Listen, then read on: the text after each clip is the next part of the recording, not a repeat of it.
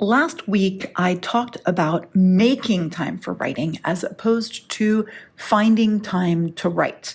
And after getting feedback and questions from both my writing clients and just random people who sent me emails about this, I really do feel like I didn't go far enough because the question I keep getting time and time again is, how can I prioritize my writing? It's so hard. And how can I get others to understand and respect that? Also, kind of secondarily, from people who aren't necessarily writers, but who thought they might want to be one, they look at me and they see how many books I'm publishing and promoting, and they're like, how do you find time to do all of that? And how do you motivate to do all of that? So yeah, motivating is different than just finding or making the time. You can have all the time in the world, but if you are not prioritizing your writing, the success that you seek is probably going to be very, very elusive. So first of all, in terms of getting others to respect it, my quick answer to that is going to be that you need to find your priorities first before others respect that. But don't worry, we're going to be talking about this issue of finally prioritizing your writing. I understand that it takes a sort of revolution in your mind to go from wanting to do it all or not wanting to miss out on some of the fun stuff or being tired and prioritizing Netflix over your writing project to actually getting it done and not only doing your writing, but doing all of the other stuff that is involved in the business of writing. As a bonus in this episode, I'm also going to break down literally how much time per day it takes to write, edit, publish, and market a book in 6 months. Because after all, this is the cornerstone of my courses. It is the From Idea to Published in 6 Months course. And while it is absolutely possible to do this, I want you to know, honestly, how much time it takes. You'll be heartened to know that it might not be as much as you think, because as much as I spend probably more time than many people do on their writing per day, that's because I'm all in. I'm either writing coaching or writing my own stuff. And I have really, over the years, developed that complete motivation to keep going. Because at this point, I'm at the make it or break it. I am like, I've put so much work into this, so much hope into this. I am going to succeed come hell or high water. And this is something that was a long time coming. In case you're wondering, wait, but I don't feel that way yet. Like, I kind of feel like I want it to happen. It's a dream of mine, but I don't yet have that unbreakable motivation. I think that hearing how that starts to happen might inspire you to explore the ways that you can start to awaken that sort of feeling in yourself and to start to make it happen too. Everyone's different. So let's start getting inspired and take a little deep dive into this idea of prioritizing your writing and awakening the bulletproof motivation in today's episode of the How to Be an Author podcast. If you're a writer dreaming of becoming a successful author, join me, writing coach Karena on the How to Be an Author podcast, your weekly source for writing information, inspiration, and motivation. Hello, and welcome to the How to Be an Author podcast. I'm your host, writing coach Karena. I have a PhD in literature, but it's really my passion to help to simplify all of the writing things that you need to know and that you need to do in order to become a successful author, whatever success means to you. Today, we're talking about developing that strong sense of priorities, of prioritizing writing, because without doing this, your writing success remains a dream. You have to realize that when you don't prioritize writing, the success is probably so much less likely to happen. But let's really break down all the different reasons why prioritizing writing is so important because I know how tough it can be. I know that, there's so many other things clamoring for our attention. So I totally get it. This is a battle that I fight every day as well. I want to do all the things. There's a lot going on. There's a lot going on in my head. There's a lot going on in my world. These weird obligations pop up. You've got some hobbies you want to address. You've got family. You've got job. You've got all these things. And I touched on making the time in my previous episode last week, but I don't think I really dug down enough into the resistance that we have to actually using that time to prioritize our writing. So why is it so hard to just do this? Well, so many reasons. They're not just excuses. I get it. I do hear excuses all the time. And one of the big excuses is, well, other people don't respect my priorities. No, I'm going to talk about why that's an excuse, not a reason. But let's talk about the actual real reasons. The first one is fear of failure.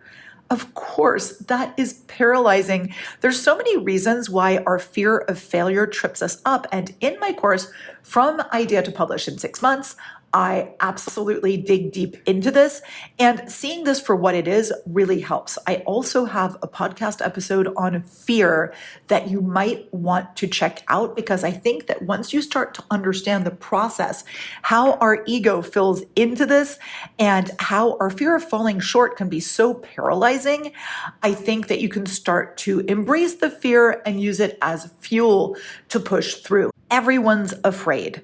No matter what level you're at, everyone's terrified, because you could be a beginning writer and it's super scary to even share a paragraph with somebody, or you could be an advanced writer and now you're having to put yourself out there more. All of these stages, each stage, each new level of learning is a new opportunity to be afraid of something. So that's something that you really need to know, because I think it's not realistic to think that at some point that fear is just going to evaporate. I promise it's still going to be there. So learn to see it for what it is, something that we all go through. Perfectionism is another thing that people use, and I think that this is both a reason and an excuse. So I have friends who are Virgos, and they always laugh about how they're perfectionists and they want everything to be organized and neat and perfect.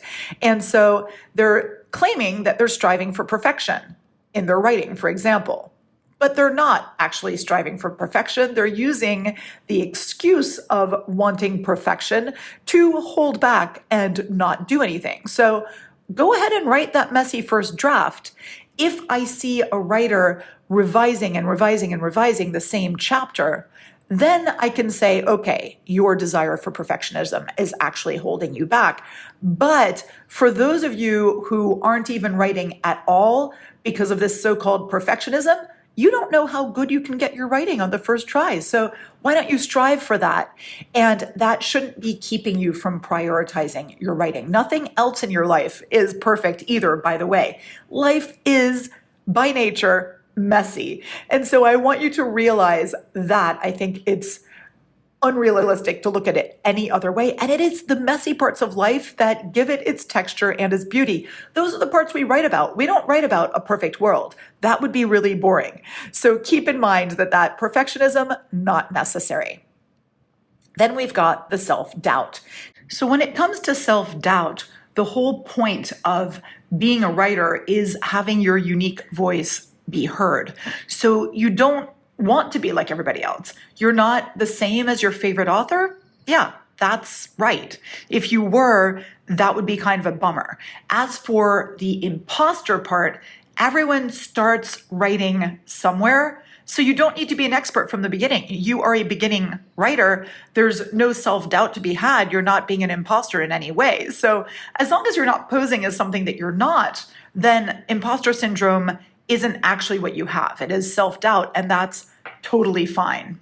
Now, one of the real reasons that people don't really manage to prioritize writing, and listen, I am not playing this down. This is a massive reason. It's distractions.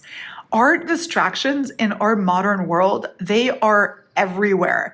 We have social media, we have Netflix, we have obligations, we have kids with a million different activities. Like, Is life more complicated than it was decades ago? Well, maybe. We also have luxuries that we didn't have decades ago, right? It doesn't take us as long to do things because we have technology and we have, all of these things that make tasks more expeditious.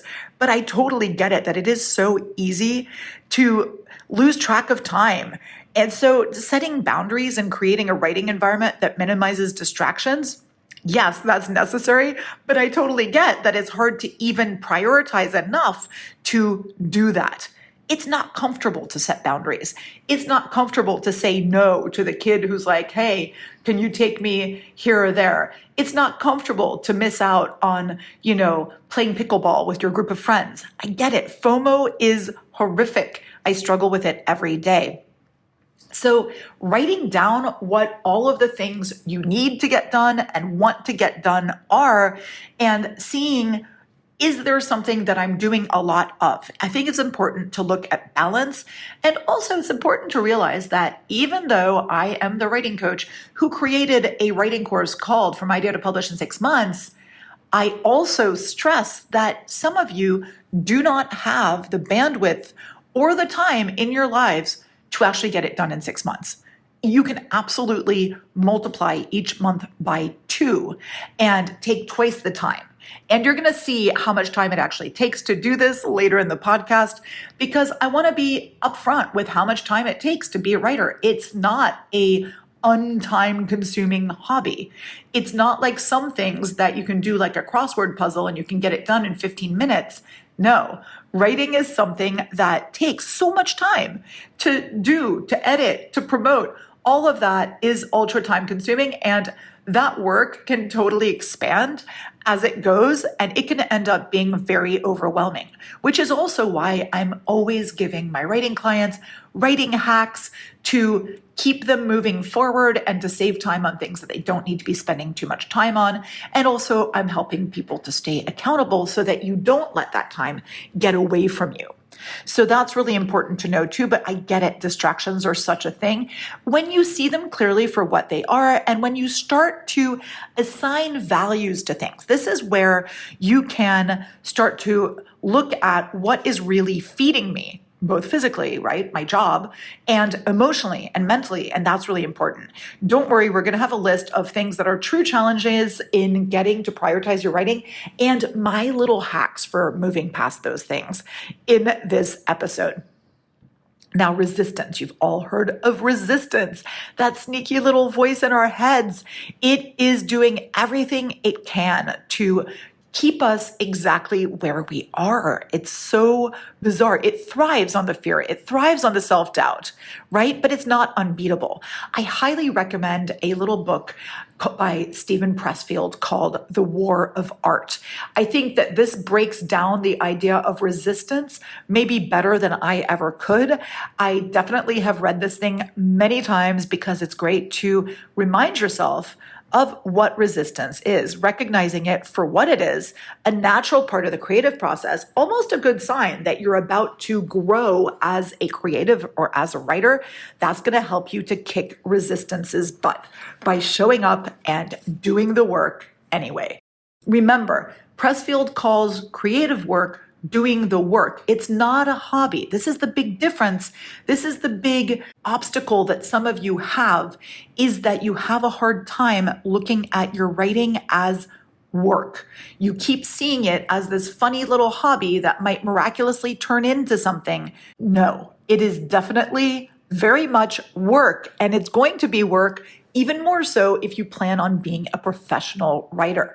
So rather than waiting to make it from a hobby to work, waiting until you've sold a certain number of copies or you're at a certain level or you can see yourself as a professional, start acting like a professional and you will start being more professional, right? You've got to be serious. So I get it that prioritizing writing can be really hard. You've got this. Every single word you write, every single social media post you post is a victory. The more you keep showing up, the more you keep pushing through the resistance, the more you keep putting your words out there, the easier it gets. New obstacles will pop up. I'm not going to lie to you, but you've got this. Now, let's talk about, again, why is it so important to prioritize the writing rather than just making time for it? If you want success as an author, and again, we all define success differently, but I suspect that when you think of success as an author, you're thinking about getting your book into people's hands. You're thinking about selling books, right? Our value is often reflected in financial value. So you want to sell books. That's what I think. And it's not easy to do. Believe me, this is something that is so hard. I wish I could include, a cookie with each book because it's easier to sell food than it is to sell books. It's easier to sell beauty products than it is to sell books. There are so many barriers to getting your books out there and seen other than writing a damn good book. So I get it. You're going to have to get your priorities straight because it is not easy and you're going to have to keep fighting. This is a war until you get your work out there and seen by as many people as you want it to be seen by. So why is it so important to prioritize your writing? Number one, if you want to get better, it's not going to happen if you're not putting in the work, right? Watching your skills grow doesn't happen passively. It happens when you are prioritizing your writing and doing a heck of a lot of it. That whole 10,000 hours talk, that's true, but it doesn't stop there. You keep on going. And what's cool with writing is it's not just improvement, it's also your voice becoming more your voice or changing and growing and, becoming something that you never knew you could do. It's maybe embracing a new genre and growing into that. It's constant growth and learning. And I find that really motivating, but you do need to improve all the time if you want to stay competitive. Success also does not come from sporadic bursts of inspiration or sporadic moments of intense work. It's not your urgent 1 month of scribbling things down for NaNoWriMo that's going to bring you true success. True success comes from prioritizing.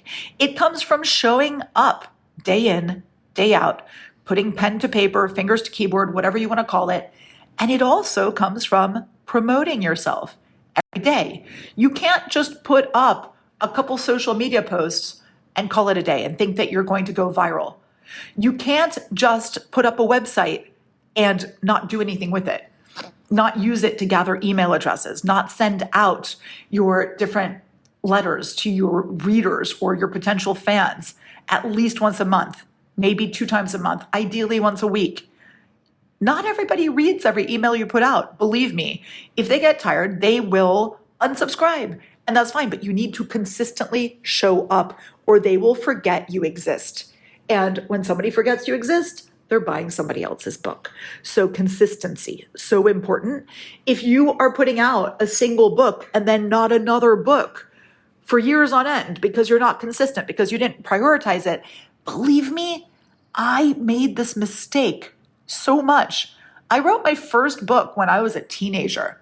Did that go anywhere? Of course not. Did I also sit on that book and do nothing with it and kind of use it almost as an excuse for, oh, this didn't go anywhere, so I'm not going to do anything more? I was so in my head for so long. Several of my books have been started and abandoned and then started and finished and not promoted.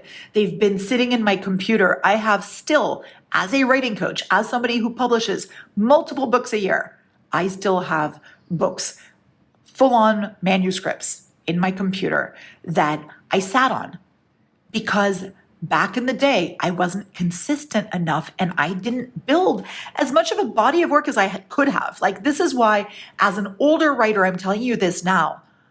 I wish somebody had told me, hey, stupid, start writing, keep writing, publish more books.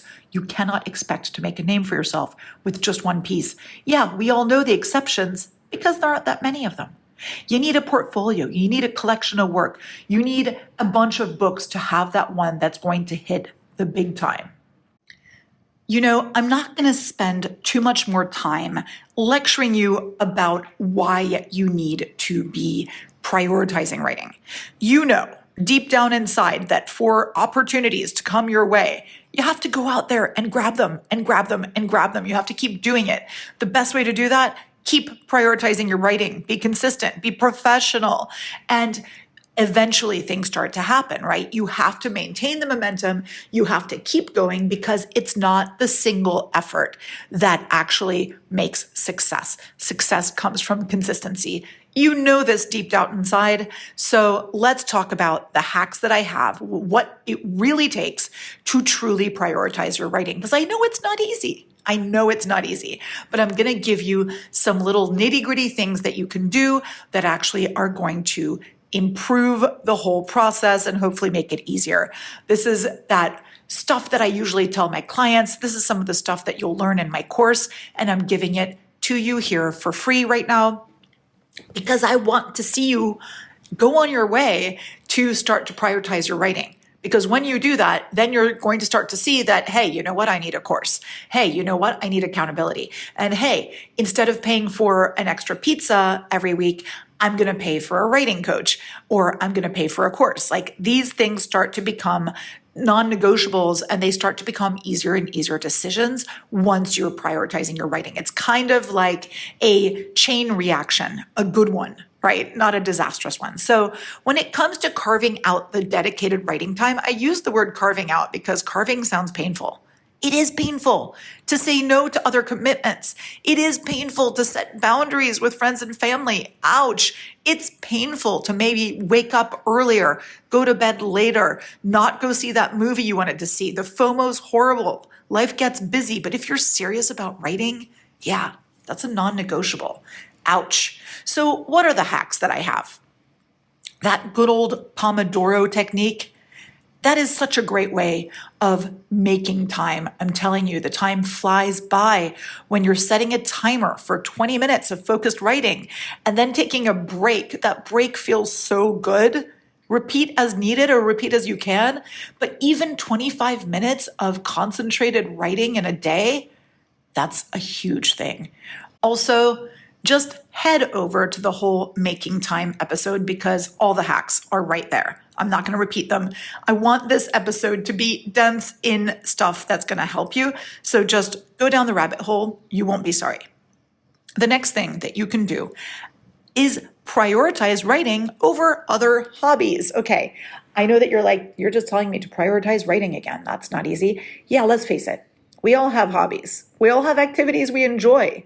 But if writing is your passion, you might have to take some cuts in what you're doing as other hobbies. You might have to make some really tough choices about how you spend your free time. Does this mean skipping some stuff? Sacrificing some stuff? It can, but also you don't need to play pickleball for 2 hours. You can play pickleball for 1 hour and then you can write for an hour. You don't have to watch 10 episodes of that Netflix show. You can watch half of them.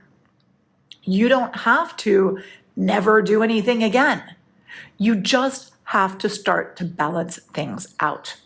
And hopefully, little by little, this passion that you have for writing, it feeds you. Here's the good thing. When you first start out, the fear and the frustration, they're overwhelming. But when you get into your zone, the writing feeds you just like any other hobby that you love. So you start to feel great about sitting down and writing. That becomes your favorite hobby in addition to being your job. And also, if you're lucky enough that writing starts to pivot into your job and that you're successful enough financially that you can start letting go of other job things, well, then you can start filling some of that time with more hobbies or more sports or whatever it might be. So finding ways to appreciate your writing and starting to dissect what you get from your writing, starting to see the benefits of writing, you can start to figure out how it actually is a great hobby that you love. And also, maybe you can find ways to integrate writing into your other hobbies. I know that sometimes when I go to visit friends, I go for a little road trip to go meet them. I can be doing dictation while I'm doing that. And that's amazing. Or maybe you're cooking and you can be brainstorming plot points. Maybe you can be doing scrapbooking and you're doing kind of a character portrait in your scrapbooking. So you can integrate your writing into other hobbies. And also, if you want to see your friends, go see your writer friends and you can do some free writing together. That's kind of awesome. I think that setting aside your inner critic kind of really helps you to prioritize your writing because it helps to make it feel better as well. So if you're taking off the pressure to write well and you're just pushing yourself to get it done or to have fun, that's awesome. Okay. I don't want this to be a painful process. It can be painful, but I also don't want you to feel guilty when it's easy. I don't want you to feel guilty when you're having fun. I don't want you to feel guilty when you're using hacks to save yourself time. Because there are sacrifices that you're going to have to make. But if you see that writing is part of your long-term goal, and if you start to consider the satisfaction you feel when you're writing, but also little by little, the satisfaction you see as your writing dreams come to fruition, that starts to feed you. Don't forget to celebrate your small victories along the way. That really keeps you motivated more than you might realize. Now, as for this issue of having others respect your writing priorities, let's lay this out real talk style, okay? Because first off, you don't need anyone else's permission to prioritize your writing. It's your passion, your dream, your hustle. End of story. Just because somebody else doesn't understand that, that's not your problem. That said, I get it. It's nice when others respect and understand your priorities. But here's the deal. Their respect isn't a prerequisite for you to put your writing first. If they don't get it, that's on them, not on you. But also sometimes start thinking about this. Maybe they're not respecting that as a priority because you are not demonstrating that it's a priority. For me, I found that I had to express time and time again that it's a priority so that people can understand, just so that they don't bitch about, oh, you didn't stay long at this party, or, oh, you weren't available to do this thing. Yeah, that's great. Even if they don't understand that writing is my priority, they are going to see it when they start to see the success that comes. They often say that when you start to succeed in something, some of your friends are going to be falling away, or maybe they're going to start wanting to be associated with you all of a sudden because now you're showing the success. Now they try to come back. Just remember who was there for you when you were in the trenches. But also don't try to guilt trip people back, right? Let me give you a few little scripts you can use depending on the situation though, because I know how hard it is to deal with people who are belittling you and who are mocking your priorities and what you love to do, and people who don't understand you and people who want to see you. It's not all bad. They're not horrible people. They just want your time. They want your attention. They want your energy. So let's talk about a script when people try to guilt you, for example. Why aren't you doing this? I feel really alone. You've let me go, this and that. You can say, hey, I get that you might not understand why writing's so important to me, but it is. And I need you to respect that. And, when there are things that are important to you, please help me to respect that with you too. If they keep asking you to hang out when you're writing, just say, I really appreciate the invite. I love hanging out with you, but I've got some deadlines that I need to meet. Can we plan something for another time? Giving them an alternative makes them feel that, hey, it's not them. You don't not want to hang out with them. It's just that this is your writing time and it's important. If they downplay your writing goals, that's not a real friend, is it? But sometimes they feel threatened. And so you can say, listen, I understand that writing might not be a big deal to you, but it's a huge part of my life. And, if you love me, you'll support me in that. I'd really appreciate it. If they make snide remarks about your writing, you know what? Don't fight them. Just say, I'm sorry you feel that way, right? That's it. Their opinion's not going to change how you feel about it, or at least I hope it won't. And if you have somebody who keeps interrupting your writing time, in fact, this will make you laugh. I was recording this podcast and a friend just called me to ask me for help with something. And I was like, listen, I'm recording this right now. Can we catch up later? She totally got it because she's a creative too. And so she understood. I'll call her later and that's going to be fine. Her emergencies are not my emergencies. So ultimately, it's really up to you to assert your boundaries and make it really clear that writing's a priority. And if others don't respect that, it's their loss. You keep being you, right? Keep chasing those writing dreams. You've got this. Now let's talk about realistically though, what does this mean? Okay, my course from idea to publish in 6 months. 6 months, you think? That's both a long time and a terrifically short time. How many hours a day does it really take? And by the way, you're going to hate this. Many people do. Writing a book and publishing a book, it's not just about putting pen to paper. That's actually, weirdly enough, the easy part. It's also about the editing. It's also about the whole process of publishing. It's about the marketing. It's about the social media. It's about finding an audience. All of that stuff adds up, right? This is a significant undertaking. I am not downplaying that. And that is why I always say in this course as well, I say, listen, 6 months is for the person who is super serious about having their book come out that fast. And it is absolutely possible. I do it all the time, but it's not imperative that you do this if that's not what your life is about, right? So feel free to extend this time to a year. However, again, consistency, volume, having more books on the shelf, all of that's important. So I would highly recommend you not take more than 2 years to write, publish, and market each book. 1 year, even better. Okay, so let's talk about this time. You've got the writing, right? It might take, like for a 90,000 word book, it might take about 90 hours just to draft your first draft. And that's totally fine, right? The common estimate is kind of like 1,000 words an hour for a seasoned writer. I think that's pretty fast, honestly. I do more because I do dictation, but then the editing takes more, right? So editing, I edit people's work, professionally, and I've actually had to scale back because it takes a really long time to edit work, especially if you're doing developmental editing, line editing, proofreading, whatever I charge for editing. And I never like to charge writers too horribly much. And even though I charge as little as I can, the number comes out sounding so high, and it's still not enough to really be worth it for me time-wise because it takes so much time. So don't underestimate that. It took me about a month of like 5 hours of editing a day to edit my last book. And then that's just me, right? Then it's going to an editor. Then publishing, self-publishing, it involves tasks like formatting your manuscript. And believe me, sometimes that manuscript is so stubborn. It should be straightforward. I just spent some time battling with some margins just the other day. I mean, sometimes you're like, how did this happen? I didn't do this. But, the computer doesn't know that. Also, there's designing a cover or, finding somebody to do it. There's uploading the book to online platforms. There's writing a synopsis, descriptions. All of this takes at least 10 to 20 hours. And if you're familiar with the writing tools, maybe a little bit less. But it's pretty complex. Marketing is an ongoing task, always, right?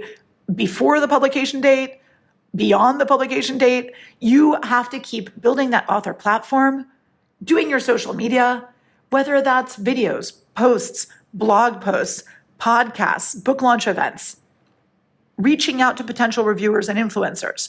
All of that requires a ton of work. I would say realistically, anywhere from 5 to 20 hours per week. Oh yeah, I know. It adds up. So really, I think that if you want to be remotely professional with this writing thing, realistically, if you want to write a book in 6 months and publish it and promote it, it's going to be like 2.5 hours a day of work.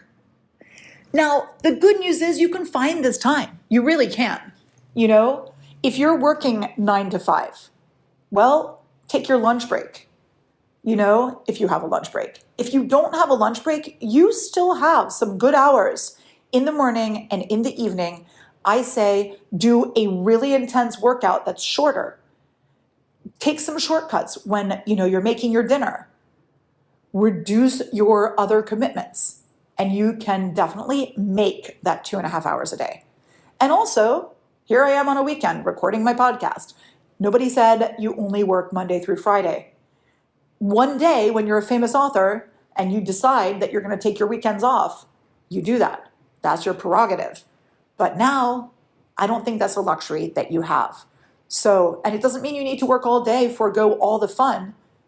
Work your writing around the fun, but remember, this is your priority. Really be super clear about what are your values? What's important to you? Do you want to look back at the end of your life and be like, I went to Sunday brunch every single week, never missed one? Or do you want to be like, I published 10 kick-ass books? I know what my answer is. Anyway, I hope this helped you to think about prioritizing your writing. And if you have any questions, you can go head over to creativeandwritingcoach.com, go check out my courses. Drop me a note. I love to hear from writers all the time. And if you want to get my newsletter every week, I'm always giving you these helpful writing hints. Don't forget to subscribe to the podcast. And I look super forward to being with you next time on the How to Be an Author podcast. If you have any pressing writing-related questions or would like to be featured on the How to Be an Author podcast, please feel free to reach out on my website, creativeandwritingcoach.com.